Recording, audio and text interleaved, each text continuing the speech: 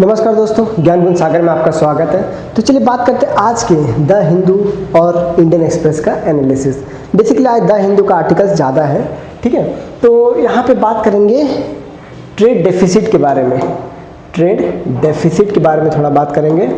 Okay, trade deficit widens 93% इन सितंबर, इसके बारे में बात करेंगे। Kashmir college changes name of auditorium Lal dead, ठीक है, फ्रॉम लल्ला अरीफा। थोड़ा लाल डेट के बारे में पढ़ेंगे, लाल डेट, अक्का महादेवी और शैविज्म के बारे में थोड़ा पढ़ेंगे कि शैविज्म ये 14th-15th सेंचुरी में कैसा था। Okay, Kenya PM Raila Odinga dies in Kerala, थोड़ा इनके बारे में जानेंगे।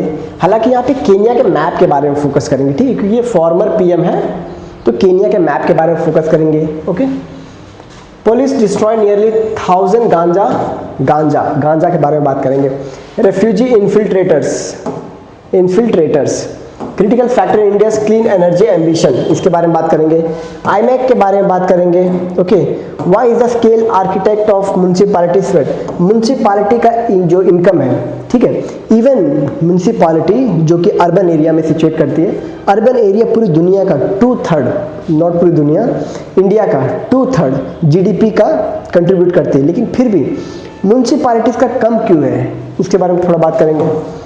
78 माओइस्ट कल के आर्टिकल से रिलेट करेंगे। ओके, चाइना WTO कंप्लेन, इसके बारे में बात करेंगे।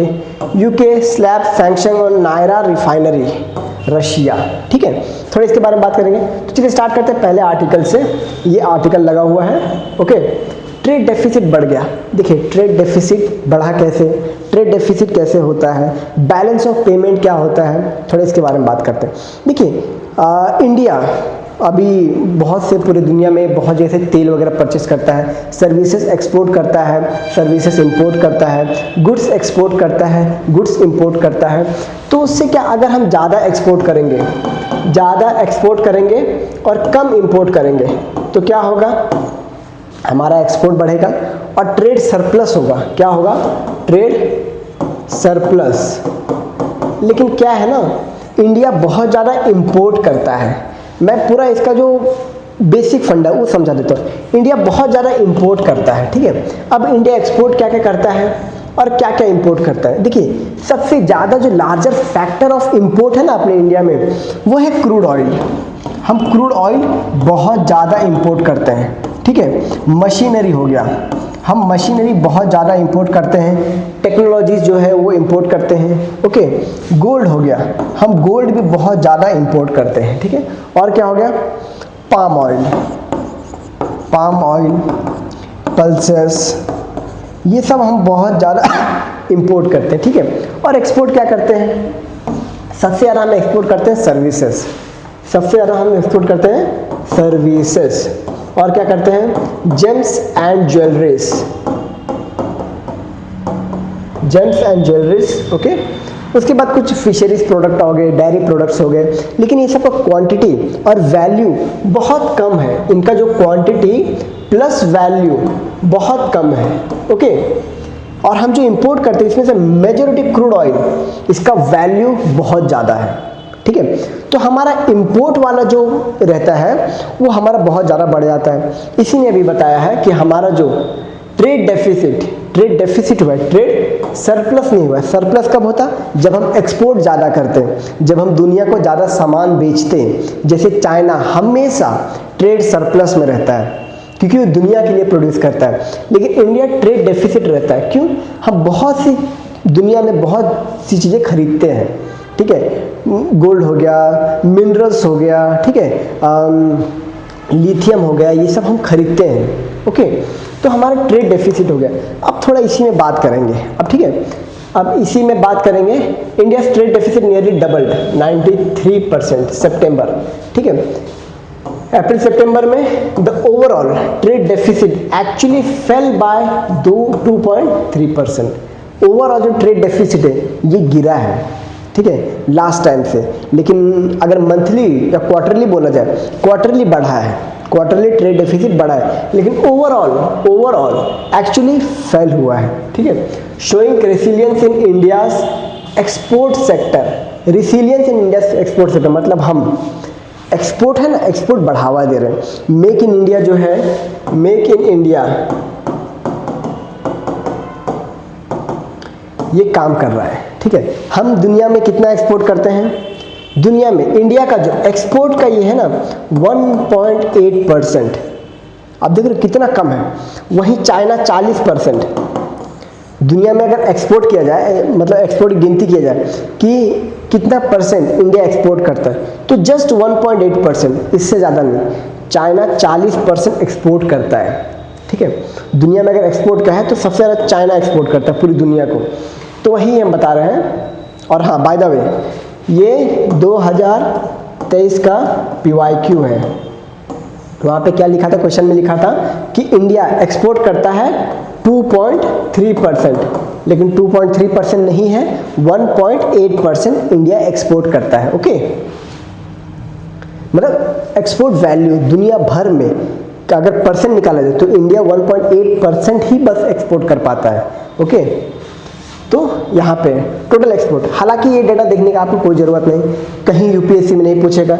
मेन कंसेप्ट ये था और ये था, ठीक है। क्यों? यूपीएससी ने ऑलरेडी इसके ऊपर क्वेश्चन पूछा है, तो ये अगर आप नहीं भी पढ़ो कोई दिक्कत नहीं। ओके, सो नेक्स्ट, अब यहाँ पे गुड्स एंड सर्विस ट्रेंड, कि हम क्या क्या सर्विसेज लेते हैं ऑल ओवर वर्ल्ड से, ठीक है। क्या क्या सर्विसेज हम बेचते हैं ऑल ओवर वर्ल्ड में। ओके, तो देखिए, goods export positive surprise grow 6.7% year on year, ठीक है। गुड्स एक्सपोर्ट हमने किया हुआ है डिस्पाइट यूएस टैरिफ, यूएस का 50% टैरिफ लगाना, लेकिन उसके बावजूद हमारा जो ग्रो है 6.7% हर साल बढ़ रहा है year on year, taking full effect in September, indicates resilient exporters possibly shifting to alternate market absorbing tariff impact. Exporters possibly shifting to alternate market, मतलब यूएस ने हमारे ऊपर 50% की टैरिफ लगा दिया है, यूएसए ने हमारे ऊपर 50% की टैरिफ लगा दिया ना। और भी कोई कोई फार्मास्यूटिकल गुड्स है जिसके ऊपर 100% टैरिफ लगा दिया है, जिसके ऊपर 100% टैरिफ लगा दिया है। तो वही अभी हम मार्केट शिफ्ट कर रहे हैं। कहाँ पे शिफ्ट कर रहे हैं? वियतनाम, रशिया, ठीक है, मिडल ईस्ट। अब हम इनको, जो भी हमारा टेक्सटाइल है, जेम्स एंड ज्वेलरीज है, श्रिम्स है, प्रॉन्स है, डेयरी प्रोडक्ट है, ये हमारा मार्केट शिफ्ट कर रहे हैं। Sector slightly contributing, petroleum product री एक्सपोर्ट आफ्टर रिफाइनिंग। ये पेट्रोलियम प्रोडक्ट मैंने आपको बताया ना, हम क्रूड ऑयल खरीदते हैं, लेकिन उसको रिफाइन करके, मैं आपको रिफाइनिंग का पूरा लास्ट में बताऊंगा कि हमारे रिफाइनिंग, क्योंकि हम ये भी डिस्कस करने वाला है। क्या? नायरा रिफाइनरी, यहाँ पे स्पेलिंग मिस्टेक है, नायरा रिफाइनरी हम डिस्कस करने वाले हैं, जो कि रशिया का है। लेकिन हमारे इंडिया में कौन कौन से रिफाइनरीज है, हम उसके बारे में भी बात करने वाले हैं। तो वहाँ पे हम रिफाइनरीज के बारे में बात करेंगे, ठीक है। इंजीनियरिंग गुड्स, जो अपना मशीनरी गुड्स होता है। फार्मास्यूटिकल, इंडिया दुनिया में सबसे ज़्यादा फार्मास्यूटिकल जो गुड्स है वो एक्सपोर्ट करता है। हाइड्रोक्लोरोक्विन, जब ट्रंप ने बोला था कि इंडिया को हमें हाइड्रोक्लोरोक्विन देना ही पड़ेगा कोविड के टाइम पे, समझे। Pharmaceuticals, electronics, smartphone, chips. Smartphone हम एक्सपोर्ट करते हैं, लेकिन इनका जो रॉयल्टी रहता है वो चाइना जाता है। मेड इन इंडिया, आपके पास अगर जो फ़ोन होगा ना, या फिर शाओमी का होगा, ठीक है, या फिर ओप्पो वीवो हो गया, ये सब मेड इन इंडिया है। यहाँ पे जो प्रोडक्ट्स है इंडिया में बनते हैं, लेकिन कंपनी तो चाइना का ही ना, तो उनको रॉयल्टी जाती है, रॉयल्टी। ओके, उनको क्या जाती है? रॉयल्टी। किसके लिए? पेटेंट के लिए। कंपनी वहाँ की है ना। Electronic, smartphone, chips driven by PLI scheme, तो ये सब हम एक्सपोर्ट करते हैं। सर्विसेज एक्सपोर्ट, वीकेस्ट लिंक, हम जो गिर रहा है, कुछ कुछ सर्विसेज जो है जो गिर रहा है, जिसकी वजह से 93% ट्रेड डेफिसिट आ गया, ट्रेड डेफिसिट आ गया, ठीक है। ट्रेड डेफिसिट है क्या? Pulling down total export, pulling down total export, मतलब हमारा एक्सपोर्ट अब गिर रहा है। किसकी वजह से? Weak global demand in US and Europe, 50% tariff. और यूरोप में क्या है? यूरोप में अभी तक FDI साइन नहीं हुआ यूरोपियन यूनियन से, ठीक है, यूरोपियन यूनियन से FDI साइन नहीं हुआ है। तो यहाँ पे क्या क्या है? CBAM, यहाँ पे क्या प्रॉब्लम है? CBAM, ओके, क्योंकि इंडियन प्रोडक्ट्स में बहुत ज़्यादा ग्रीन हाउस गैस एमिशन होता है, ऐसा ये लोग एलिगेशंस लगाते हैं। Clients cutting tech budget amid global slowdown, some shift outsourcing cheaper destination Vietnam and Philippines. जैसे फॉर एग्जांपल आपने कॉल सेंटर का सुना होगा, बीपीओ, बिजनेस प्रोसेसिंग आउटसोर्स, आपने सुना होगा ना। तो वो वाले जो सिस्टम है, जो सर्विसेज है, ये अब कहाँ शिफ्ट हो रहा है? ये अब वियतनाम शिफ्ट हो रहा है, वियतनाम एंड फिलीपींस। क्यों? वहाँ पे सर्विसेज को एक्सपोर्ट कर रहे हैं ये लोग चीप रेट पे। मतलब अगर हम किसी कंपनी को बोलते हैं कि एक काम कीजिए, आपको जो कॉलिंग वाला और क्लाइंट से डील करने वाली जो रहेगी वो हम संभाल लेंगे। पहले हम बोलते थे ना, लेकिन हम 100 रुपये लेंगे, ओके। फिलीपींस बोलता मैं 70 रुपये लूँगा, वियतनाम बोलता मैं 60 रुपये लूँगा। तो देखिए सर्विसेज को अगर आपका जो भी है जीडीपी ज़्यादा सर्विसेज बेस है तो जल्दी से शिफ्ट कर देना चाहिए। क्यों? सर्विसेज में कभी भी आपको कोई भी रिप्लेस कर सकता है। आज फिलीपींस और वियतनाम अगर इंडिया को रिप्लेस करते हैं तो कल को इनको रिप्लेस कर देगा, कल में भी श्रीलंका इनको रिप्लेस कर दे, ठीक है। उनको क्या करना है? बीपीओ से तो लगाना है, उनको क्या करना है? बीपीओ से तो लगाना है। लेकिन अगर हम मैन्युफैक्चरिंग में मास्टर हो जाए, मैन्युफैक्चरिंग में मास्टर हो जाएंगे तो इसको रिप्लेस करना बहुत मुश्किल है। क्या अभी जर्मनी को कार मैन्युफैक्चरिंग में कोई पीछे कर सकता है?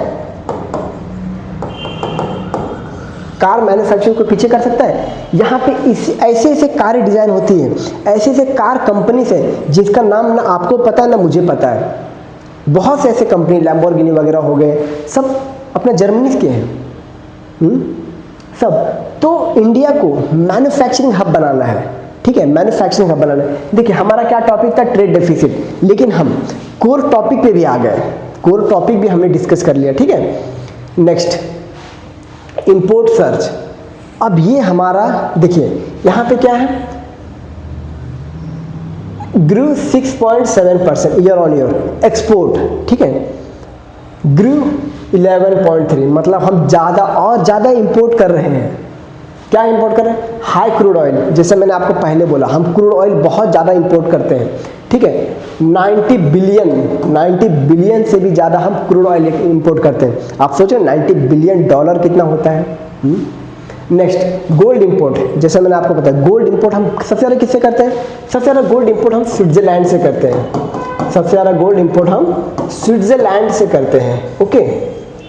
ये नहीं कि स्विट्जरलैंड सबसे ज़्यादा रिजर्व है ना, स्विट्जरलैंड भी कहीं से खरीदता है फिर वो बेचता है, ओके। क्यों? स्विट्जरलैंड के पास मतलब उसके पास जो आसपास कंट्रीज है उसके पास डील वगैरह साइन किया, ट्रेड वगैरह साइन किया हुआ है, कहीं पे किसी और कंट्रीज में माइनिंग है इसका, ठीक है। उस वजह से हम सबसे ज़्यादा इंपोर्ट करते हैं स्विट्जरलैंड से। कैपिटल गुड इंपोर्ट, जैसे मशीनरी आ गया, ठीक है, मशीनरीज वगैरह, electronic and machinery import, tied manufacture. Trade with the US. अभी देख रहे हो आप कि हमारा जो ट्रेड डेफिसिट क्यों बढ़ रहा है? यूएस के साथ ट्रेड भी तो कम हो गया।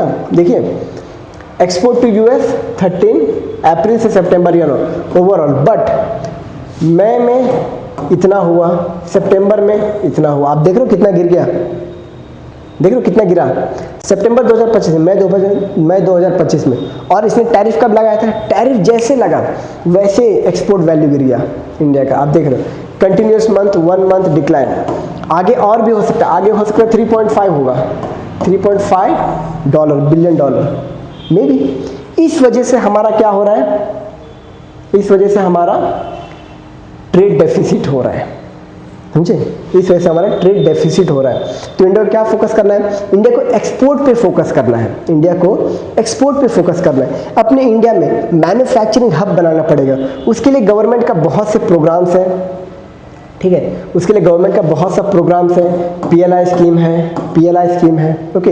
इसमें सोलर पावर, सोलर बैटरीज, ठीक है, ये सब बनाने के लिए। उसके बाद मेक इन इंडिया इनिशिएटिव है, मेक इन इंडिया इनिशिएटिव,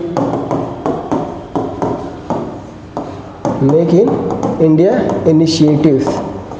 मैं जो भी पॉइंट यहाँ पे अगर लिख रहा हूँ ना, आप लिखते जाइए। फॉर एग्जांपल अगर मैंने ये वाला पॉइंट लिखा है, कहाँ गया ये वाला, तो ये आप लिख लीजिए, ठीक है, कभी भी आ सकता है यूपीएससी में, ओके। तो अभी बैलेंस ऑफ पेमेंट पढ़ते हैं। कि current account, capital account. Current account में क्या होता है, आपको इजीली समझाने के लिए मैंने करंट अकाउंट को सिंपल तरीके में लिखा है। करंट अकाउंट क्या होता है, आपका डेली ट्रांजैक्शन। डेली ट्रांजैक्शन क्या, मंथली इनकम में सैलरी हो गया, बिल्स हो गया, ग्रोसरीज हो गया, खाने की सब्जी, ये करंट अकाउंट में। अगर इसी को हम नेशनल लेवल पे ले जाए, एक्सपोर्ट इंपोर्ट पे ले जाए, तो क्या होगा, includes trade in goods, services, primary income, investment income, interest, dividends. ठीक है, ये अपने करंट अकाउंट में आते हैं। फॉर एग्जांपल आपने मॉर्गन, जीपी मॉर्गन कंपनी में इन्वेस्ट किया, आपको जो डिविडेंड आता है ना, ये हमारे करंट अकाउंट में आता है।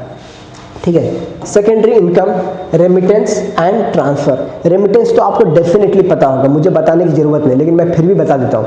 अपने इंडिया में जो लोग लेबर हो गए या फिर हाई कॉलर जॉब हो गए, ठीक है, वो जब बाहर जाते हैं कमाने के लिए और बाहर से इंडिया पैसे भेजते हैं, वो किस में भेजते हैं, डॉलर्स में भेजते हैं। ठीक है, तो वही इंडिया के लिए क्या है, रेमिटेंस है। अभी इंडिया, दुनिया में सबसे ज्यादा रेमिटेंस इंडिया को आता है। ठीक है, दुनिया में सबसे ज्यादा रेमिटेंस इंडिया को आता है। ठीक है, तो रेमिटेंस में, तो इसीलिए, और ये किस में आता है, करंट अकाउंट में आता है। ठीक है, करंट अकाउंट। अभी आपने केस सुना होगा, कौन सा केस सुना होगा, H1B वीजा। अब इसको रेमिटेंस से कैसे लिंक करते हैं, रेमिटेंस पैसा भेजते हैं, यूएस जाने के लिए H1B वीजा लगेगा। ठीक है, अगर कोई कंपनी में जाना है तो H1B वीजा लगेगा। अगर ये हाई रहा ना तो ये भी कम हो जाएगा कुछ समय में, लेकिन उतने भी टेंशन की बात कोई नहीं, क्योंकि हमारा जो मैक्सिमम रेमिटेंस है ना, मैक्सिमम रेमिटेंस, ये हमें आता है गल्फ कॉपरेशन काउंसिल से, ये कंट्रीज से आते हैं। इसमें कौन कौन सी कंट्रीज आते हैं, कुवैत,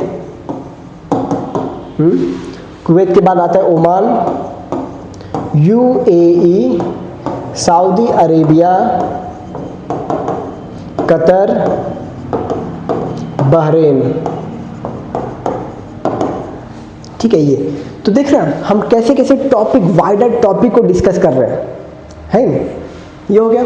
अब कैपिटल में क्या आता है समझने के लिए देखिए, loan, investment, capital account, buying properties, घर खरीद रहे हो, taking, giving long term loans. ठीक है, सिंपल वर्ड में समझिए, ये आपका हमारा कैपिटल अकाउंट है। लेकिन देश के लिए कैपिटल अकाउंट क्या होगा, देश के लिए होगा includes capital transfer, capital transfer, foreign direct investment, portfolio investment, external borrowings, अगर हम बाहर से कंट्री से एक्सटर्नल बोरोविंग्स ले रहे हैं, अगर IMF से ले रहे हैं, वर्ल्ड बैंक से ले रहे हैं, ठीक है, और नॉन रेसिडेंशियल डिपॉजिट्स।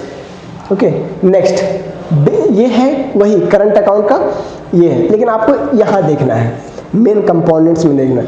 ये मीनिंग वगैरह बताया है मैंने, मीनिंग आपको सिंपल तरीके से समझा दिया दोनों को लिंक करके, तो मीनिंग पे जाने का कोई जरूरत है। नेचर और ट्रांजैक्शन भी मैंने आपको बता दिया, short term, recurring, national income. Okay, तो ये इन्हें, अब आप इसको देखिए, मेन कंपोनेंट क्या आता है, गुड्स में मर्केंटाइल ट्रेड, किस में आता है, करंट अकाउंट में आता है, merchandise trade, service, IT, travel, transport, primary income, profit, interest, secondary income, remittance, gifts, aid etcetera, foreign direct investment, PFI, portfolio investor, external commercial borrowing, NRI deposit, banking capital, loans and repayment. ये सब देखिए, examples आप देख सकते हैं। ठीक है, next, ये वही सब है, एग्जाम्पल, डेबिट वही है, ऑब्जेक्टिव, रिफ्लेक्ट, तो ये सब आपको समझाने के लिए मैंने सिर्फ लिखा हुआ है, बाकी मैंने आपको समझा ही दिया। Okay, balance, current account, surplus, export, import, net lender, current account, ये समझाने के लिए मैंने लिखा था। Next, Kerala police destroyed 10,000 ganja cannabis plants cultivated illegally inside the forest area Attappadi, Palakkad district. ठीक है, पोदोर फॉरेस्ट, यहाँ पे अट्टापैडी रिजर्व फॉरेस्ट। अब इसके बारे में थोड़े जानते हैं। ओके, कि कैनबिस क्या होता है, कैनबिस क्या होता है, थाईलैंड ने जो मरिजुआना है, ठीक है, इसको क्या बोलते हैं, गांजा, चरस बोलते हैं, इसको कल्टीवेट करने के लिए लीगल कर दिया। क्यों, यहाँ पे हम गांजा के बारे में नहीं पढ़ रहे, इससे बनने वाली मेडिसिन के बारे में पढ़ेंगे, मेडिसिन के लिए ये क्यों इंपॉर्टेंट है वो हम देखेंगे। ठीक है, तो ये पूरा आर्टिकल लग गया है। ओके, देखिए साइंटिफिक नेम क्या है? Cannabis sativa, cannabis indica. Okay, common names marijuana, ganja, bhang, charas. Plant part use leaves, flowering top, resins. Okay, active chemicals tetrahydrocannabinol, ठीक है, साइको एक्टिव कंपाउंड, जिसमें धुंध में नशे में चले जाते हैं ना, वो होता है इसमें chemical. Legal status India, legal status band है इंडिया में, लेकिन मेडिसिन के लिए कर सकते हैं। Control under narcotics drugs and psychotropic substances act 1985। ये एक्ट को याद रखिएगा, ठीक है, नारकोटिक्स एक्ट, सिंपल याद रखिए, narcotics act 1985। Permitted use medicinal, जो मैंने आपको बोला मेडिसिनल यूज के लिए हाँ कर सकते हो।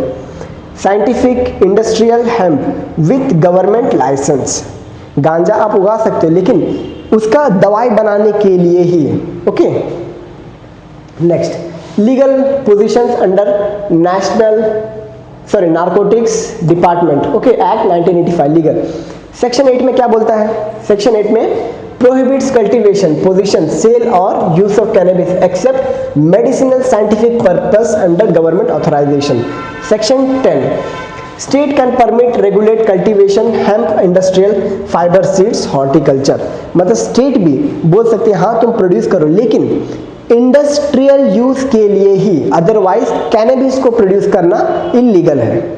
Okay, section 20, punishment for contravention, imprisonment up to 10 years. अगर कोई गांजा उगाते हुए पकड़ा गया तो उनको ये सजाएं मिलेगी। Okay, cannabis in medicine and research, pain management in cancer, arthritis. देखिए यूज कहाँ पे है? Pain management, cancer, arthritis, multiple sclerosis, epilepsy and neurological disorder, यहाँ पे मेडिसिन यूज होता है, ठीक है, कैनबिस का, कैनबिस marijuana यहाँ पे यूज होता है। Nausea reduction in chemotherapy, appetite stimulation, HIV AIDS patient, इनके लिए भी कैनबिस का यूज होता है। Okay, research and use permit under licence, central bureau of narcotics, इसके अंडर आप यूज कर सकते हो, ठीक है, कैनबिस को। State excise department, okay, Uttarakhand become the first Indian state in 2018 to permit industrial hemp cultivation. मतलब कैनबिस को, marijuana को उत्तराखंड गवर्नमेंट ने इंडस्ट्रियल यूज के लिए बनाना बोल दिया। CSIR IIM Jammu working cannabis based medicine for cancer, pain and epilepsy. Ayush ministry exploring cannabis from formulation under traditional medicine. Okay, अब देखिए, अब हमने ये तो देख लिया, थोड़ा देखते हैं थाईलैंड। आपको पता है थाईलैंड ने marijuana को कल्टीवेट करने के लिए ये मतलब मंजूरी दे दिया, लीगल है वहाँ पे। लेकिन यहाँ पे देखते हैं कि what is golden crescent and golden triangle. देखिए golden crescent and golden triangle दुनिया में सबसे ज़्यादा बड़ा हब है ड्रग्स एफीम के प्रोडक्शन के लिए। तो म्यांमार में जो भी ट्राइबल ग्रुप्स होते हैं ना, ट्राइबल ग्रुप, वो ड्रग का प्रोडक्शन बहुत ज़्यादा करते हैं। ड्रग्स हो गया, एफीम हो गया, ये सब का प्रोडक्शन यहाँ पे बहुत ज़्यादा होता है, ठीक है, और यही अपने इंडिया में ट्रांसफर होता है। As such, as of now you cannot produce और cultivate cannabis and marijuana in India, but illegal import किया जाता है। कहाँ से? म्यांमार, नागालैंड, ये सब एरिया से इंपोर्ट किया जाता है, ठीक है। तो ये जो गोल्डन ट्रायंगल है ना, इंडिया के लिए थोड़ा खतरनाक साबित होता है। खतरनाक इन द सेंस यहाँ पे बहुत से लोग कैनबिस को, marijuana को इंपोर्ट करते हैं, ठीक है। और यही आता है गोल्डन क्रेसेंट। अब गोल्डन क्रेसेंट में कौन कौन से कंट्रीज आते हैं? Afghanistan, Iran and Pakistan. ये वाले कंट्रीज भी एफीम ड्रग्स का प्रोडक्शन करते हैं, ठीक है, और इतना ज़्यादा करते हैं कि यहाँ से भी इन्फिल्ट्रेट होता है, ठीक है, यहाँ से भी गांजा आते हैं।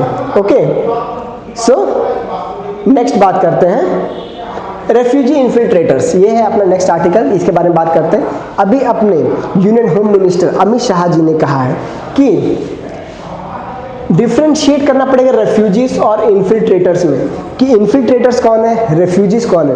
देखिए रेफ्यूजीज वो होते हैं, मतलब as per the refugee act 1951 जो यूएन कन्वेंशन था, ओके। हाँ, तो आप देख रहे हो अभी अपने यूनियन होम मिनिस्टर जी जो है Amit Shah highlighted the need of differentiate between refugee and infiltrate. ठीक है, अब देखिए प्रॉब्लम्स कहाँ से आते हैं, रेफ्यूजी कौन है, इन्फिल्ट्रेटर्स कौन है। इन्फिल्ट्रेटर्स वो होते हैं ना, देखिए रेफ्यूजी अगर कोई आया, ठीक है, कहीं पे किसी देश में, जैसे म्यांमार में रोहिंग्यास, जो रखाइन है, रखाइन वाला स्टेट में आपको बताता हूँ कि रखाइन कहाँ पे है। ठीक है, रखाइन यहाँ पे है, रखाइन,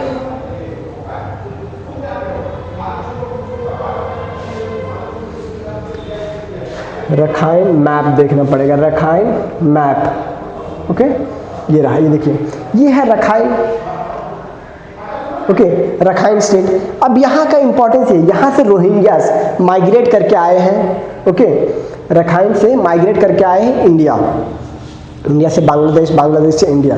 अब वो रेफ्यूजीज हैं, वो तब तक ठीक है, लेकिन वो यहाँ पे आके यहाँ पे बोलते हैं कि हमको आधार कार्ड दो, हमको वोटिंग या दो। ठीक है, तो ये रेफ्यूजीज और इन्फिल्ट्रेटर्स में फ़र्क होना चाहिए। रेफ्यूजीज वो होते हैं कि जो असाइलम सीकर होते हैं कि हमें हमारे देश से निकाला गया है, आप हमें कृपया यहाँ रहने का जगह दें। ठीक है, ये हो गए रेफ्यूजी, असाइलम सीकर।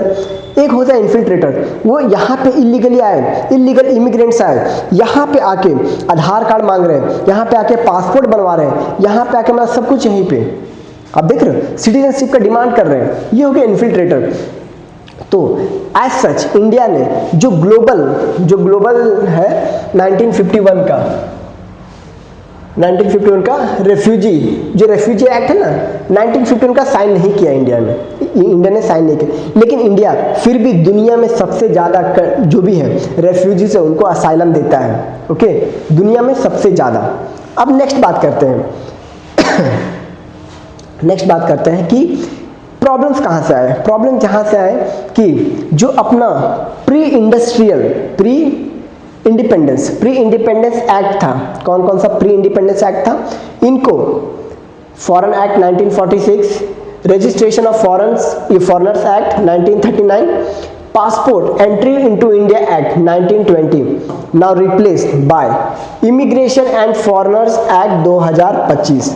इसने इन सबको रिप्लेस कर दिया। अब जो भी इसके अंदर जो आर्टिकल्स हैं इसमें अच्छे से विस्तार में बताया गया है। ठीक है, new comprehensive law that merges earlier law, the immigration liability streamline immigration governance. अब इसके तहत सिटीजनशिप में और पासपोर्ट एक्ट 1967 में भी रेफ्यूजीज को असाइलम देने की बात की गई है। ठीक है, हालांकि जैसे हमने यूएन कन्वेंशन ऑफ रेफ्यूजी 1951, ठीक है, यूएन कन्वेंशन 1951 हमने साइन नहीं किया है, लेकिन फिर भी इंडिया सबसे ज़्यादा असाइलम देता है। ओके, अब यहाँ पे इंटरनेशनल लीगल ये है 1951 का UN convention of status of refugee India ने साइन नहीं किया है। ओके, अब इंडिया बिलीव्स इट में constraint सोवर्जन description dealing with the refugees. यहाँ पे देखिए अगर इंडिया ने इसको साइन किया होता तो ये मैंडेट हो जाता है इंडिया को कि अगर कोई रेफ्यूजी आते तो उन्हें आपको असाइलम देना ही पड़ेगा, अगर वो भले ही वो टेररिस्ट असाइलम लेने आए। देखिए हालांकि इंडिया दुनिया में एक हो गया अपना Afghanistan as per citizenship act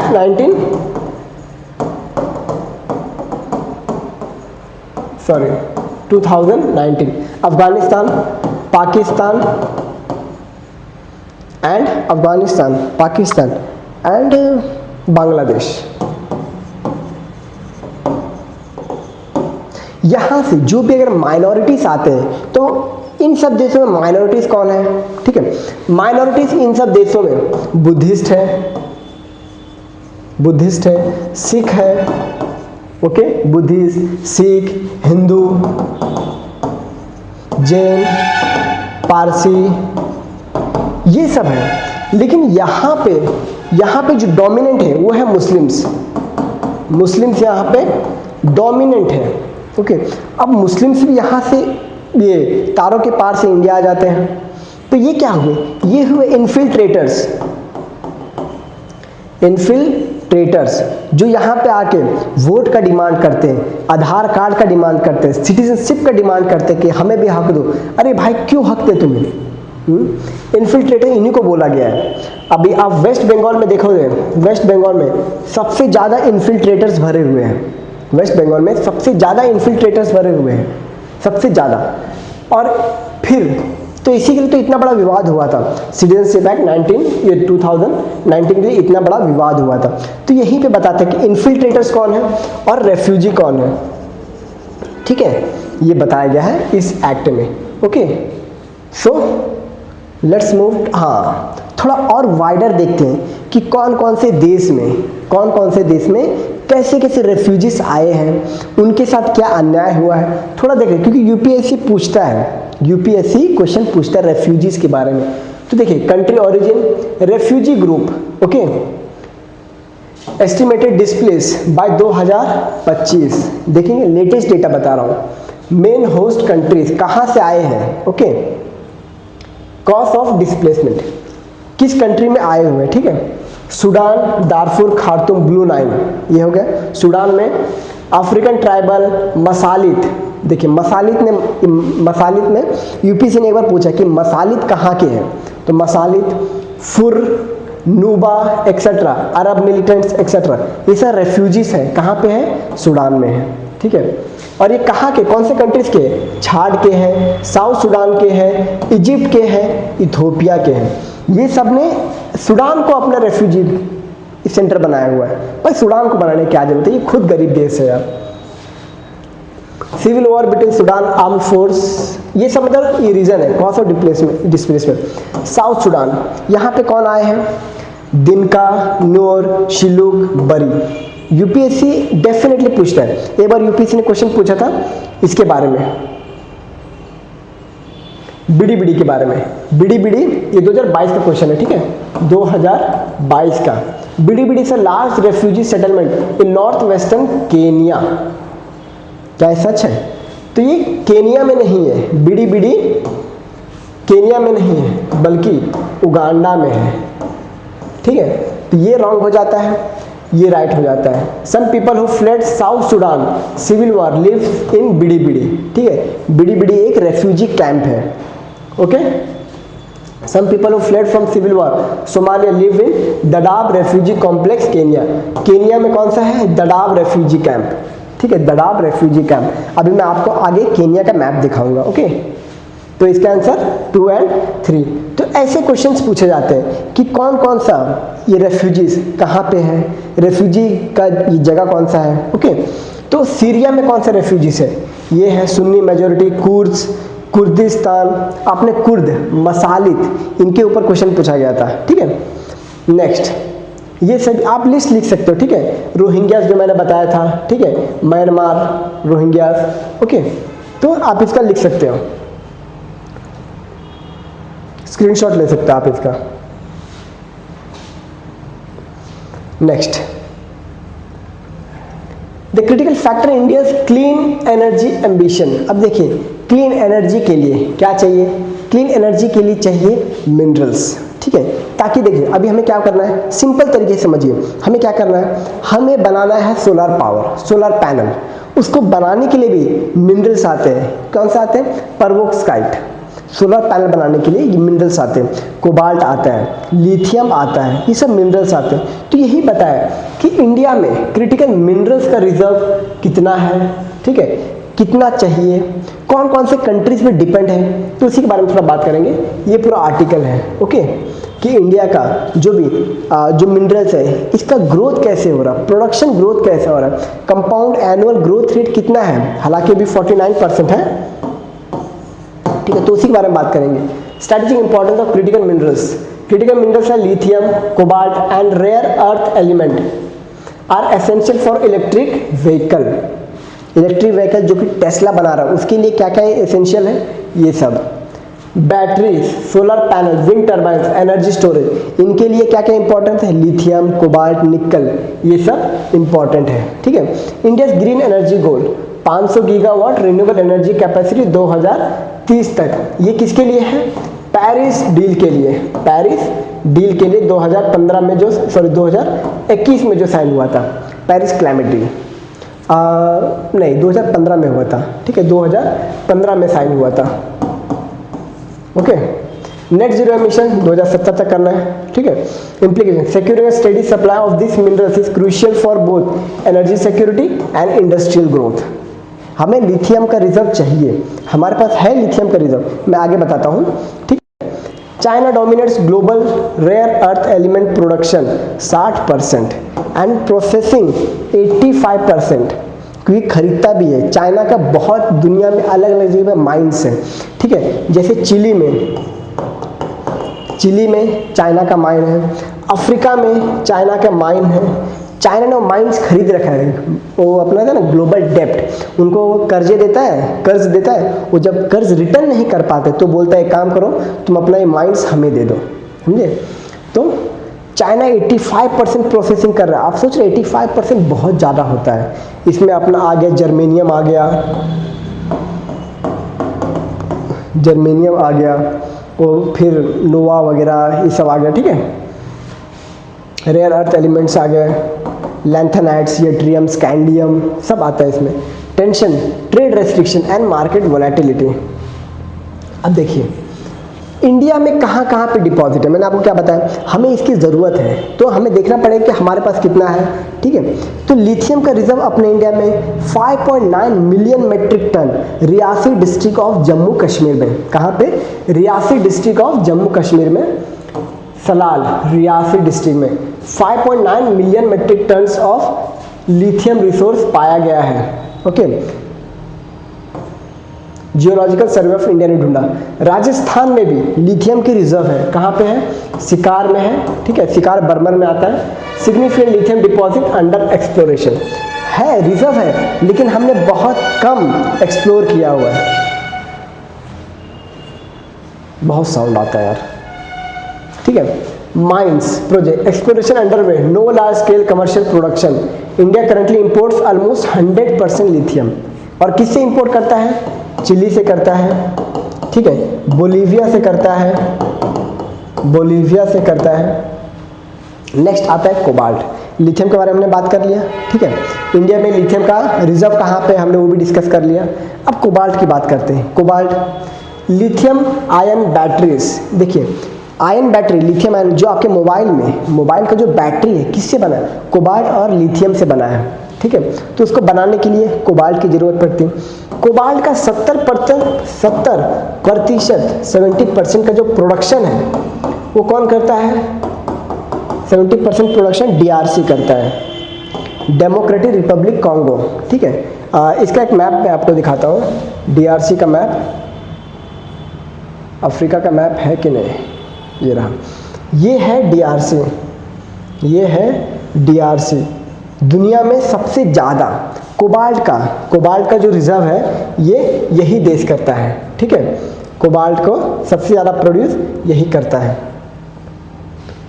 okay. Cobalt mostly by product nickel, copper, mining, documents, production negligible, domestic production negligible. तो कोबाल्ट भी हमारे लिए बहुत इंपॉर्टेंट आता है, कोबाल्ट सबसे ज़्यादा यही। नेक्स्ट आता है चिली भी सेकेंड नंबर पे कोबाल्ट का प्रोड्यूसर है वर्ल्ड में, चिली सेकेंड नंबर पे है, ठीक है। थर्ड पे आता है रशिया, ओके। नेक्स्ट बात करते हैं निकल की बात करते हैं कि इंडिया में कहाँ रिजर्व है। तो ईवी बैटरी बनाने में निकल की भी ज़रूरत होती है, स्टेनलेस स्टील होता है ये। उड़ीसा में है, कर्नाटका में, झारखंड में है, निकल का रिजर्व है, ठीक है। Primary deposit ultra mafic rocks, mostly in Odisha के बस्तर वाले रीजन जो है ना, ओडिशा और छत्तीसगढ़ के जो बस्तर वाला रीजन है वहाँ पे, बट प्रोडक्शन इज लिमिटेड, बहुत कम है, निकल प्रोडक्शन बहुत कम है। इंडिया 90% 90 से 95% का इंपोर्ट करता है निकल, क्योंकि निकल का रिजर्व हमारे पास बहुत कम है। सिर्फ अपना कर्नाटका, आंध्र प्रदेश, झारखंड, उड़ीसा, बहुत पॉकेट्स हैं, बोलते हैं रिजर्व, बोलते हैं ना, एक होता है कॉरिडोर होता है रिजर्व का, लेकिन ये कुछ पॉकेट्स होते हैं, मतलब इतने वाले एरिया में ही आपको मिलेंगे। तो ये पॉकेट्स है, निकल के लिए पॉकेट्स है। Next rare earth elements, magnets, neodymium, praseodymium, wind turbines, EV, rare earth element होता है। रेयर अर्थ एलिमेंट्स में कौन कौन से आते हैं? क्रिटिकल मिनरल्स जो होता है ना, ये 15 लैंथेनाइट्स और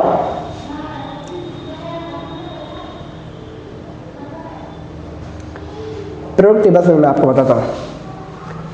ये देखिए, ये 15 जो लैंथेनाइड्स है ना, ये लैंथेनाइड्स है, ठीक है, ये 15 और ये स्कैंडियम और यट्रियम, ठीक है, ये सब बनते हैं क्रिटिकल, ये अपने रेयर अर्थ एलिमेंट, ये सब क्या बनाते हैं, रेयर अर्थ एलिमेंट बनाते हैं। ओके, तो कहाँ कहाँ पे, उड़ीसा में छतरपुर में है, गोपालपुर में, सुकिंदा में। सुकिंदा एक वैली है उड़ीसा में, ठीक है, वहाँ पे monazite and other rare earth element bearing sands. Andhra Pradesh में विशाखापट्टनम में तिरुपति में भी रेयर अर्थ एलिमेंट के रिजर्व पाए जाते हैं, ठीक है। यहाँ पे मोनोजाइट की बात की ना, मोनोजाइट एक सैंड होता है, मोनोजाइट सैंड, जहाँ से आपको थोरियम मिल जाएगा, थोरियम। ओके, माइंस कौन सा है, extraction neodymium, praseodymium, dysprosium, production less than 1%। हम सबसे ज़्यादा इंपोर्ट ही करते हैं, ठीक है, क्रिटिकल मिनरल्स बनाने में हम इंपोर्ट ही ज़्यादा करते हैं, हमारे पास रिजर्व बहुत कम है। ग्रेफाइट का कहाँ पे है, ईवी बैटरीज के लिए इंपॉर्टेंट होता है, लुब्रिकेंट्स के लिए इंपॉर्टेंट होता है। लुब्रिकेंट्स क्या होता है, पेट्रोल वगैरह डालते हो गाड़ी में, उस सबको लुब्रिकेंट्स बोलते हैं। जो हर 2000 किलोमीटर में डालते, क्या बोलते हैं उसको, कुछ तो बोलते हैं, लुब्रिकेंट्स। ओके, झारखंड, उड़ीसा, मध्य प्रदेश, कर्नाटका, यहाँ पे इनके रिजर्व पाए जाते हैं, ठीक है। Several small scale mines, major reserves Jharkhand में ग्रेफाइट के रिजर्व्स है।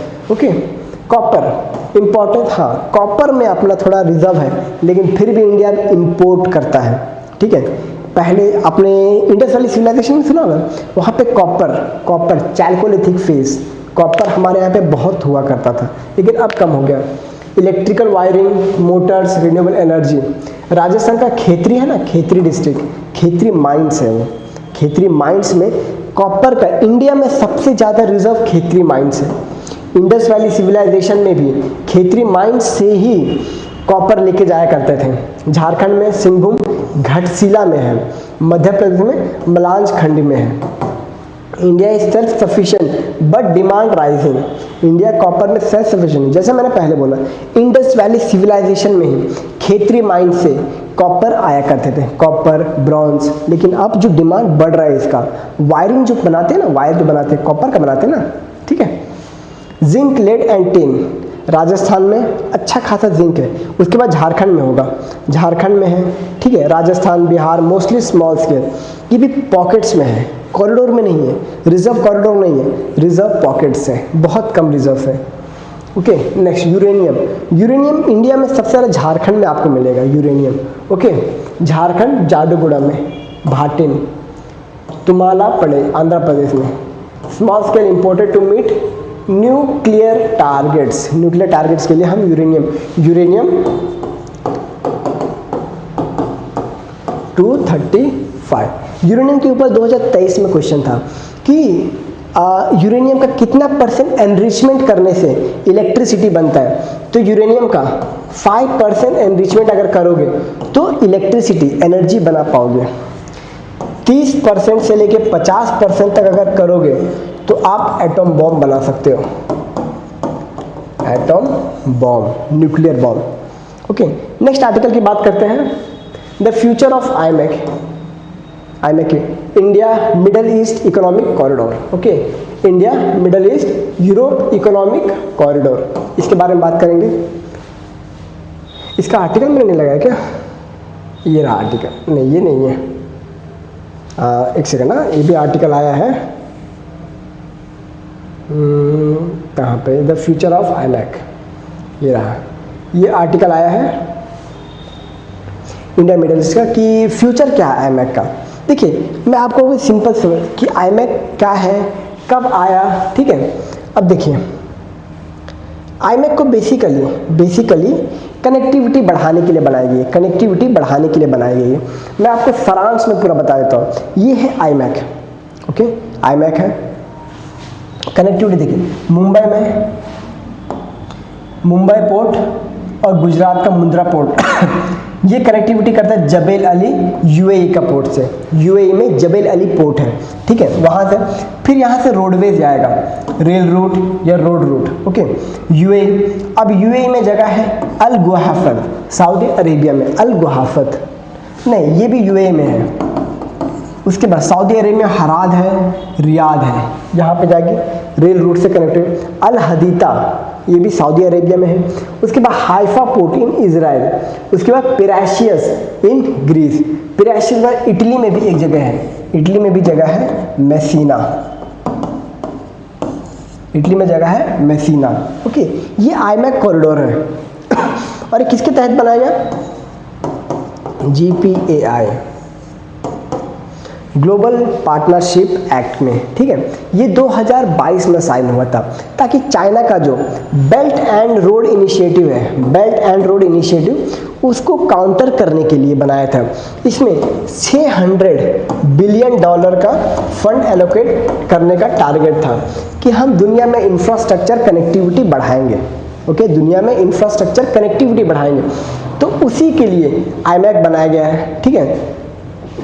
Ports in UAE, Haifa port, Israel via Saudi Arabia, Jordan, Jordan से भी आगे आगे जाके ये कनेक्ट करेगी। देखिए जॉर्डन में भी है। फुल फॉर्म क्या है? ये रहा, India Middle East economic corridor. Routes, route India, Oman, UAE, Saudi Arabia, Europe. Mode, multi modal, ports, highway, railway, logistic. Purpose क्या है? Trade, energy, security, strategic connectivity. Energy भी है, ठीक है। एक बार मतलब यूपीएससी में नहीं पूछा है अभी तक आईमैक के बारे में यूपीएससी में नहीं पूछा है, ओके। एक बार टेस्ट सीरीज में पूछा था कि आईमैक में कनेक्टिविटी का पर्पस क्या क्या है, तो एनर्जी दिया हुआ था, मैंने एनर्जी टिक मार्क नहीं किया था, ठीक है, तो वो क्वेश्चन रॉन्ग हो गया था, टेस्ट सीरीज था एक, okay. Strategic angle, alternative, Suez का अल्टरनेटिव है, ठीक है। सुएज कैनाल कहाँ से जाता है? यहाँ से, लेकिन ये यहाँ से जा रहा है, ठीक है, क्योंकि सुएज कैनाल का मोनोपोली है वहाँ पे, अपना लैंड रूट से जाने के लिए मोनोपोली है, okay. Counter China strength gulf ties, economic benefit, boost make in India exporter, trade in petroleum, ठीक है, recent development, feasibility studies, memorandum of understanding industry, तो ये सब है।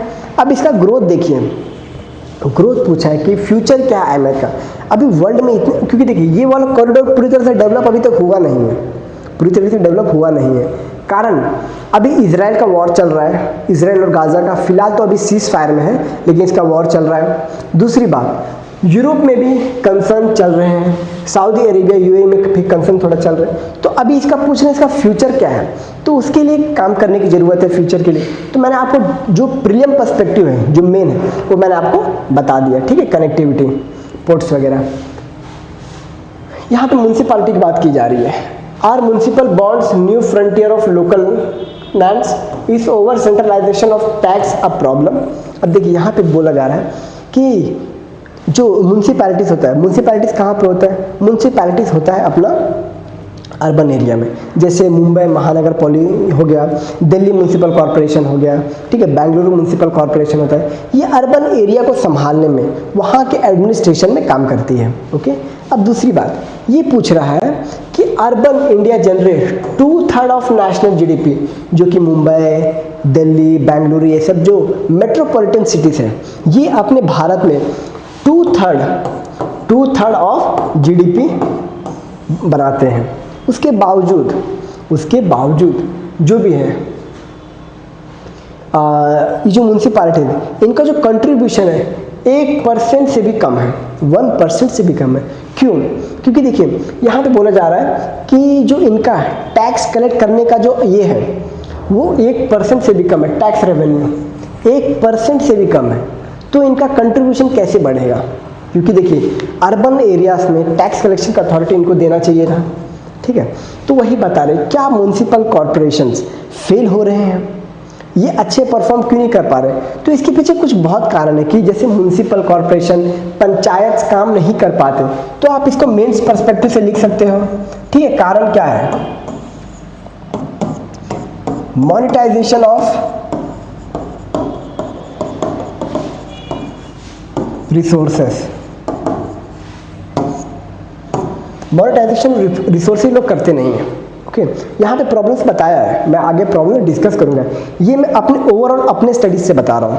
मोनेटाइजेशन ऑफ रिसोर्सेज नहीं करते हैं, करप्शन इसमें रहता है, म्यूनसिपालिटीज में बहुत ज़्यादा करप्शन रहता है, आपको पता ही होगा। सेकेंड, अब म्यूनसिपालिटीज का जो एरिया है, एरिया ऑफ एडमिनिस्ट्रेशन, उसमें भी माल प्रैक्टिस होता रहता है, करप्शन वगैरह तो होता ही है, माल प्रैक्टिस होता है। अच्छी तरह से इंफ्रास्ट्रक्चर डेवलपमेंट में वो फेल हो जाते हैं, इंफ्रास्ट्रक्चर डेवलपमेंट नहीं कर पाते। और मेन कारण ये भी है 1% of tax revenue, 1% of tax revenue है उनका। तो ये सब कुछ कारण है जिनकी वजह से म्यूनसिपल कॉर्पोरेशन अच्छा परफॉर्म नहीं कर पाते। कोर प्रॉब्लम क्या है? Centralisation tax and taxation power, जो कि जीएसटी वगैरह आया, जीएसटी में बहुत से ऐसे टैक्सेस है जो सब्स्यूम कर लिए और सिर्फ 1% टैक्स रेवेन्यू म्यूनसिपल कॉर्पोरेशन को जाता है। ठीक है, depend on inter governmental transfer, ये सरकार के पैसे की, सरकार हमें पैसे दे तभी काम करेंगे। ठीक है, आप ये भी पॉइंट यहाँ पे लिख सकते हो। लोन्स लेते हैं, आपने लोन्स का देखा होगा, लोन्स लेते हैं या फिर बॉन्ड्स इश्यू करते हैं। क्या इश्यू करते हैं? बॉन्ड्स। कौन सा बॉन्ड? मुनी बॉन्ड, मुनी बॉन्ड। ये एक ग्रीन बॉन्ड है, ग्रीन बॉन्ड कि ये म्युनिसिपल कॉर्पोरेशन में बॉन्ड्स इशू कर सकते हैं। ओके, नेक्स्ट, अब यहाँ पे लिखा है इम्पैक्ट कि जीएसटी ने क्या इम्पैक्ट डाला, जीएसटी ने म्युनिसिपैलिटीज के ऊपर क्या इम्पैक्ट डाला, उनका जो अर्निंग्स है वो कैसे कम हुआ, टैक्स रेवेन्यू, जो रेवेन्यू है वो कलेक्शन का अथॉरिटी कम कैसे हुआ। Before GST municipality tax revenue form, octroi पहले लेती थी, एंट्री टैक्स लेती थी, लोकल सरचार्ज लेती थी म्युनिसिपल कॉर्पोरेशन, लेकिन जीएसटी ने सबको सब्स्यूम कर लिया। ठीक है, after GST 19% municipal own revenue lost, 19% revenue lost हो गया। Compensatory mechanism largely by power, ये देखिए ये जो क्वेश्चन है, मतलब ये जो आर्टिकल, ये आपका मेंस के लिए इंपॉर्टेंट है। आप ये मेंस वाला पॉइंट है, प्रीलिम्स के लिए कुछ नहीं आएगा। प्रीलिम्स से पूछा जाएगा कि म्युनिसिपैलिटी कौन से शेड्यूल में आती है, कौन से शेड्यूल में आती है। तो schedule in the sense part 11A, इसमें आती है म्युनिसिपैलिटीज। ओके, इसमें म्युनिसिपैलिटीज आती है। ठीक है, अब और ये यूपीएससी 2024 में पूछा गया है, ये यूपीएससी 2024 का क्वेश्चन है। ओके, कि म्युनिसिपैलिटीज कौन से पार्ट्स में आते हैं, पंचायत कौन से पार्ट में आता है। जो पार्ट होता है ना यूपीएससी में, मतलब कॉन्स्टिट्यूशन में पार्ट्स होता है, शेड्यूल होता है। तो जो 12th शेड्यूल है, 12th शेड्यूल है, ये म्युनिसिपैलिटीज में जो वर्क्स डिफाइन है वो 12th शेड्यूल में है म्युनिसिपैलिटीज के लिए, और 11th शेड्यूल के लिए। ठीक है, ये 74th amendment act, 74th amendment act, ठीक है, amendment act. Okay, 73rd amendment act ये पंचायत के लिए है, 74 जो है ये म्युनिसिपैलिटीज के लिए। ये सब पूछा जाएगा। आर्टिकल 243D ये किसके लिए है, ऐसे पूछा जाएगा। चलो मैं आपको क्वेश्चन देता हूँ, आर्टिकल 243 क्या है आप देखो। ठीक है, और आर्टिकल 243 ABCD के आप डालो, OBCD के आप देखो क्या है। ठीक है, और कहाँ से कहाँ तक है, देखिए 243 से ये कहाँ तक जाता है। ओके, आप ये भी देखना कि 243 का कितना पंचायत में है, कितना म्युनिसिपैलिटीज में है, ये सब भी देखना। Okay, next, issue the current policy prescription. International agencies, world bank, ADB emphasize cities should be self-reliant via property tax, user free। मतलब म्युनिसिपल कॉर्पोरेशन को प्रॉपर्टी टैक्स म्युनिसिपल कॉर्पोरेशन को लेना चाहिए, ये बता रहे हैं आर्टिकल में। Problems with this approach, property tax contribute only 20-25% of revenue potential. Okay, politically administrative constraint, unjust because the burden falls disproportionately on residential, especially the poor. User pay, logic convert public goods, water, sanitation into the private commodities। ये सब आप लिख सकते हो mains में। Okay, next, अभी ये कुछ है अपना म्युनिसिपल का, आप इसे लेंगे जीएसटी इम्पैक्ट में कितना डाला है। ठीक है, loss of octroi, entry tax 19%, ये जो अभी तक जो हमने डिस्कस किया उसी का समरी है। मैंने ये मुनी बॉन्ड के बारे में डिस्कस किया। क्या? मुनी बॉन्ड, इसको म्युनिसिपल बॉन्ड भी बोला जाता है। Muni bond current framework under values grants credibility low. अभी डेवलपमेंट प्रोसेस पे है muni bond. Okay, public goods property tax Scandinavian model. Scandinavian पता है स्कैंडिनेवियन कंट्रीज कौन सा है? स्कैंडिनेवियन कंट्रीज आता है Norway, Sweden and Finland. Finland, हाँ फिनलैंड, ये स्कैंडिनेवियन। उनका मॉडल क्या है? Direct tax power, predictable transfer, physical health and citizen trust. ये है Scandinavian model. Reform needed, physical federalism, credit reform, predictable untied revenues, constitutional principle, cities are equal tiers, governance not dependence, cost enters. ये आपका mains के points हैं। Okay, अब एक काम करना, इसी पे क्वेश्चन लिख, इसी पे आंसर राइटिंग प्रैक्टिस करना। और क्वेश्चन क्या रहेगा? क्वेश्चन रहेगा ये वाला, ये क्वेश्चन रहेगा, are municipal bonds the new frontier local norms, is over centralisation taxation a problem. ठीक है, ये क्वेश्चन रहेगा, आप इसके ऊपर एक आंसर राइटिंग करना। ओके, ये क्वेश्चन खुद द हिंदू ने दिया हुआ है। China complain to the WTO, कितना सेकेंड हुआ, कितना मिनट हुआ, मैं थोड़ा देख सकता हूँ, 55 मिनट हो गया है। Okay, China has complain to the World Trade Organization regarding subsidies electric vehicle and batteries. China has filed similar complain against Turkey, Canada and EU subsidies related. देखिए मैंने आपको पहले मिनरल्स में पढ़ा है कि चाइना दुनिया में सबसे ज़्यादा, यहाँ पे थोड़ा देख लेते हैं, ठीक है, कि हमने कहाँ पे डिस्कस किया था, यहीं पे डिस्कस किया था,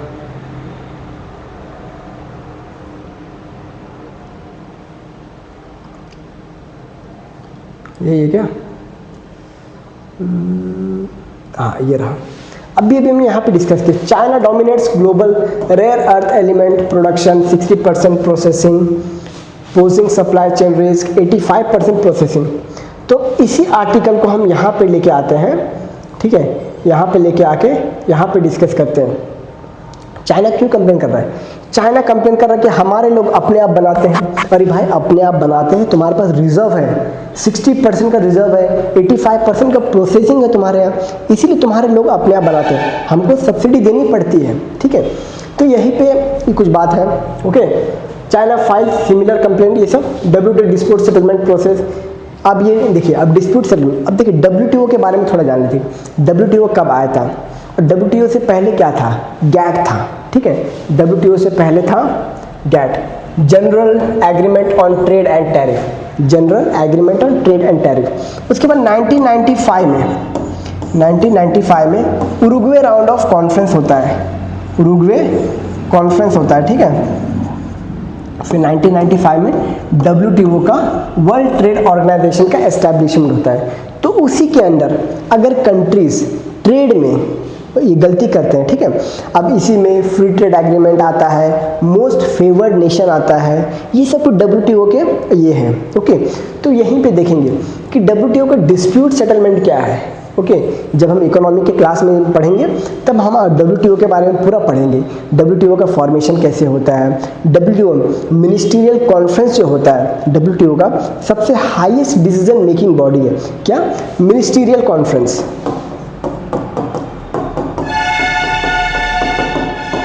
मिनिस्ट्रियल कॉन्फ्रेंस, और अभी 14th मिनिस्ट्रियल कॉन्फ्रेंस चल रहा है। ठीक है, तो इसके बारे में बात करेंगे जब हम WTO को इकोनॉमी में डिटेल में पढ़ेंगे।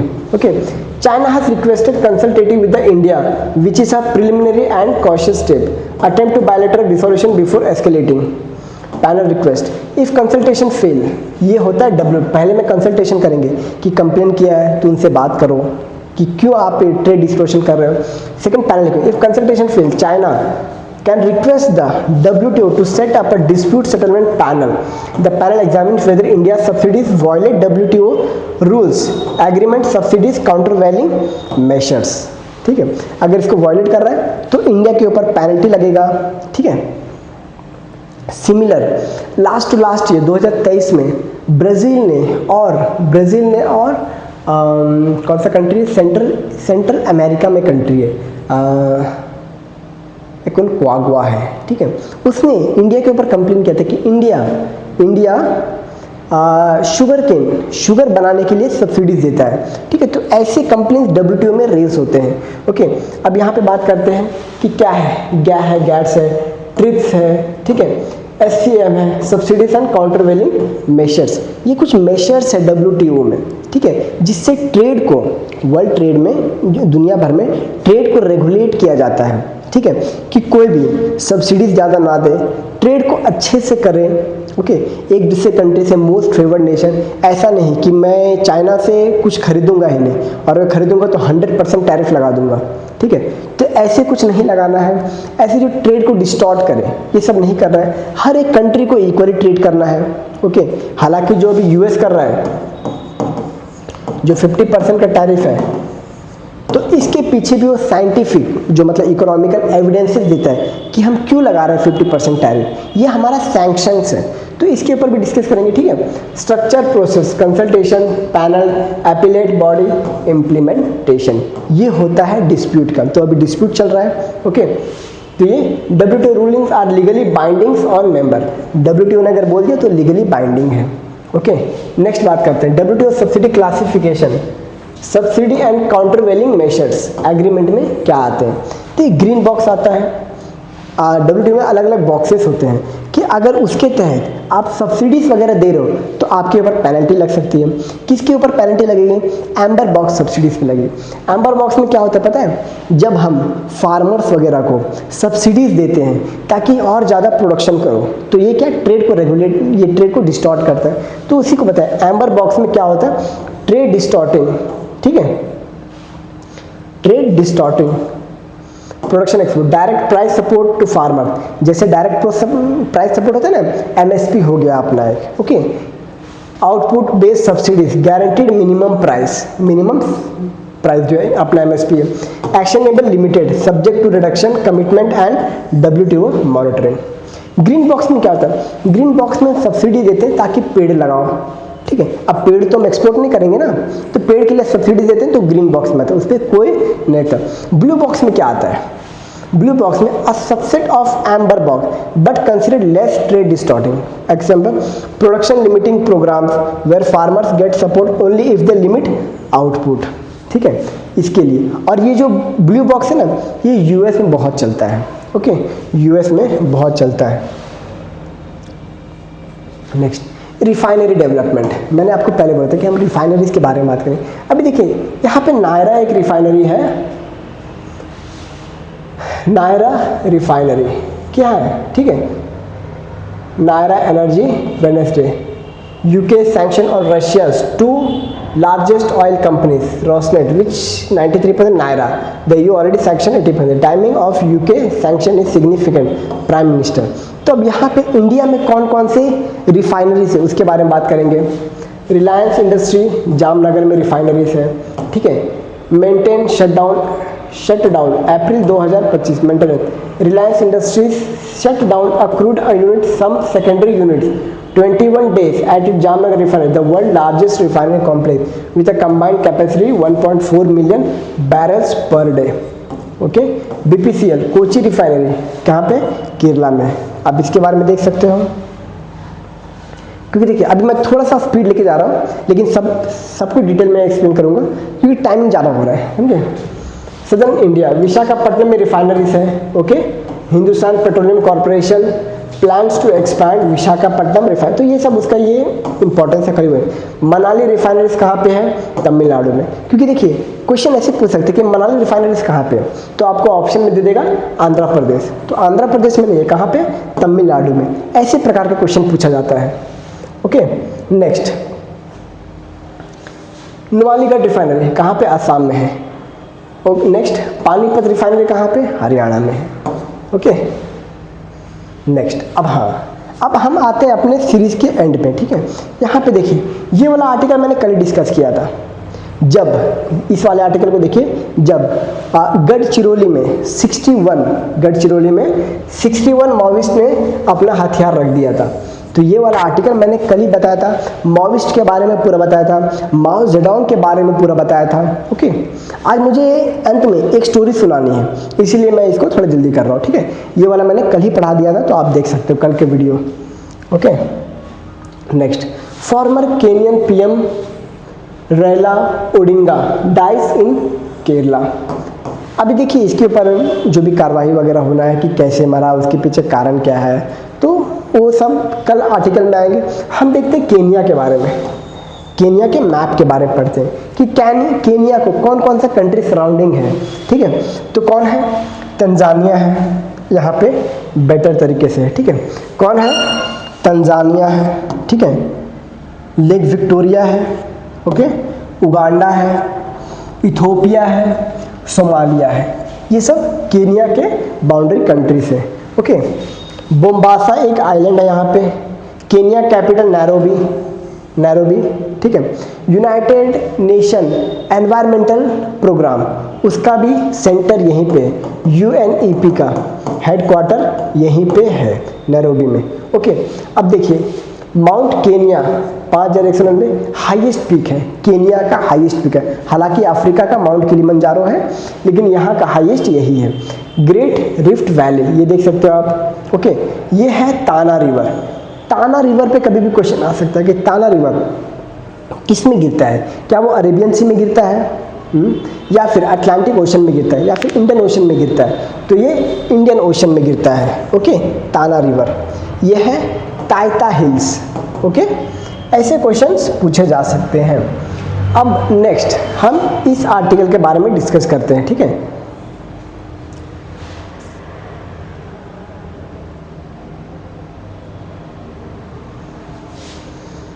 ये है, अभी recently Kashmiri college change name of auditorium to Lal Ded from Lalla Arifa, okay. अब थोड़ा जानते हैं लाल डेड कौन थे। देखिए लाल डेड जी का जन्म 1320 में हुआ था जम्मू कश्मीर में, ओके। अब ये बचपन से इनके ऊपर एट्रोसिटीज वगैरह हुए। 12 साल की उम्र में इनका शादी हो गया था, 12 साल की उम्र में इनका शादी हो गया था। उनके बाद जब ये अपने ससुराल में थी, तब इनके ऊपर जो इनके हस्बैंड थे वो भी इनके ऊपर अत्याचार करते थे। इनकी जो सास थी, मदर इन लॉ जो सासू माँ थी, वो भी कभी कभी खाने में पत्थर डाल देती थी ताकि खाना ज़्यादा दिखे कि हाँ ज़्यादा खाना दिया है, खाने के अंदर पत्थर डाल देती थी। तो ऐसे डोमेस्टिक वायलेंस बहुत हुआ, पति ने भी बहुत अत्याचार किया था। तो 26 साल की उम्र में ये घर त्याग देती है और भगवान शिव की भक्ति में लीन हो जाती है। अभी भी ऐसे कहानी सुने जाते हैं कि लाल डेड की कहानियाँ अभी भी सुनाई जाती है कि इनकी जो आत्मा है अभी भी आपको जम्मू कश्मीर में मिलेंगे, इनकी आवाज़ें सुनाई देंगी। जो इन्होंने पोएम्स वगैरह भगवान शिव की भक्ति में लीन होकर गाए थे वो आपको सुनाई देगा। अब कहानी इनका ऐसे थे, इनका और अक्का महादेवी भी एक शैवाइट है, ठीक है। ये है अक्का महादेवी, ठीक है। इनका जन्म हुआ था कर्नाटका में समथिंग अराउंड 1162 में, समथिंग अराउंड एक एस्टिमेटेड लेते हैं। यहाँ पे इनका जन्म हुआ था, राजघराने से थी। इनके साथ भी सेम टू सेम, इनको भी शादी का ये नहीं था, भगवान शिव की भक्ति में लीन थी, ठीक है। ये लिंगायत को फॉलो करती थी, लिंगायत को फॉलो करती थी। लिंगायत भगवान शिव के ही मतलब ये उनकी पूजा करने में लगे रहते हैं। अब देखिए क्या हुआ, इनका और लाल डेड का कहानी एकदम सेम टू सेम है। ये है लाल डेड, ठीक है, लाल डेड है, ये जम्मू कश्मीर में है, और ये है कर्नाटका में, ठीक है। अब इनका दोनों का कहानी सिमिलर इन द सेंस, शादी से ये नहीं खुश थे, ठीक है। तो घर त्याग देना, दोनों ने संसार के हर चीज को, हर सुख, हर मोह माया को त्याग दिया। फॉर एग्जाम्पल शर्म, हया, ये सब को भी त्याग दिया। ज्वेलरीज जो रहते हैं उनको भी त्याग दिया, मतलब शून्य हो जाना, एकदम पूरा शून्य, फिलॉसफी में शून्य हो जाना, ठीक है। स्थित प्रज्ञा, सब कुछ संसार से विमुख हो जाना कि संसार में कुछ नहीं है, संसार माया है, ईश्वर की भक्ति में ही सब कुछ है। तो उसीलिए इन दोनों ने अपना गृह त्याग दिया था। इवन जो ज्वेलरीज वगैरह पहने थे, कपड़े पहने थे, वो सब इन्होंने राजमहल के अंदर ही अपने सारे कपड़े, वस्त्र, आभूषण उतार के फेंक दिया और वहीं से भगवान शिव की भक्ति में लीन होने चली गई, ठीक है। और इतने मतलब इतने प्रचलित हुए कि इनके जो वचन होते हैं वो सुनने के लिए लाखों की भीड़ लगती थी। मतलब भगवान शिव के बारे में इतना सब कुछ। और सेम टू सेम अपने लाल डेट भी, ये भी भगवान शिव की भक्ति में लीन, और यहीं पे इनका, और ऐसा माना जाता है कि अक्का महादेवी और लाल देव का जो अभी भी इनके प्रेजेंस पाए जाते हैं, इनके वचन आपको सुना जाए। एक वचन इनका ये है, लाल डेव का एक वचन है कि मैंने मंदिर में, मैंने मस्जिद में, मैंने जगह जगह पे भगवान शिव को ढूंढा, भगवान शिव नहीं मिले। जब अपने अंदर खुद के मन को ताका तब शिव के दर्शन हुए, ऐसा इनका वचन है, ठीक है। और बहुत से आजकल गाने भी वैसे बने कि मंदिर में नहीं बसते, भगवान खुद में बसते हैं। तो उनका जो कहाँ से निकला, यहीं से तो निकला, इन्होंने पहले दिया ना कि भगवान को मंदिर मस्जिदों में मत ढूंढो, भगवान को अपने अंदर ढूंढो, ठीक है। तो ये है लाल देव का कहानी। होप सो आपको पसंद आया हो। तो धन्यवाद दोस्तों, आज का न्यूज़ एनालिसिस